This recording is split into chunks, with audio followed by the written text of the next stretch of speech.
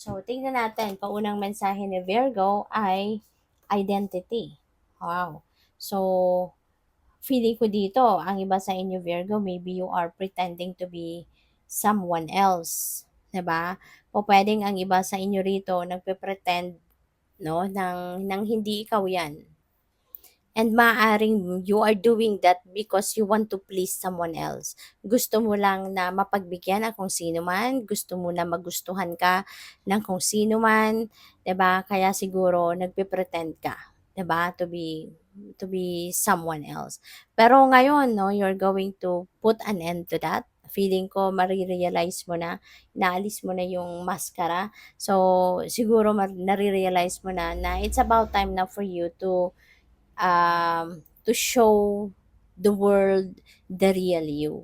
You know, parang ayaw mo na dito na magtago sa maskara and you want to show the world who you really are.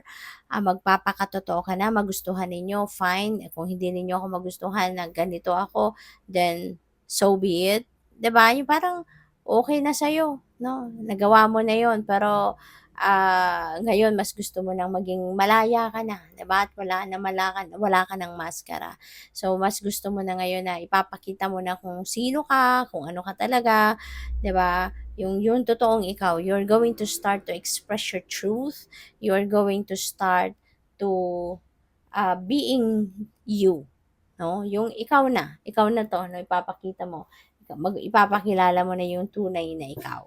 Okay? At hindi na wala ng mga pretensions, wala ng mga pagpapanggap, wala ng people pleasing, wala na. Kung ano ikaw, kung sino ka, ayun na ang ipapakita mo. You're going to be very transparent na from here on. So, which is really good. Diba? Magiging masaya ka na.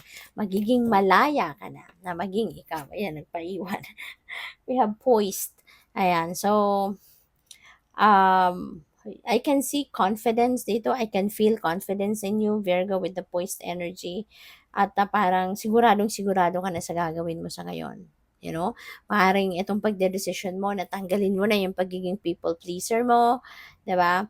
Siguradong sigurado ka na about this, no? Na kung ano man ang mga susunod mong gagawin sa buhay, magiging totoo ka na. As in, magpapakatotoo ka na. Kung anong totoo mong nararamdaman, anong totoo mong iniisip, 'di ba?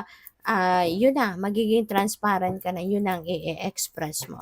Kaya with the poised energy dito, there is confidence in you, ano ka na, yung tiwala mo sa sarili mo nandiyan diyan, 'di ba?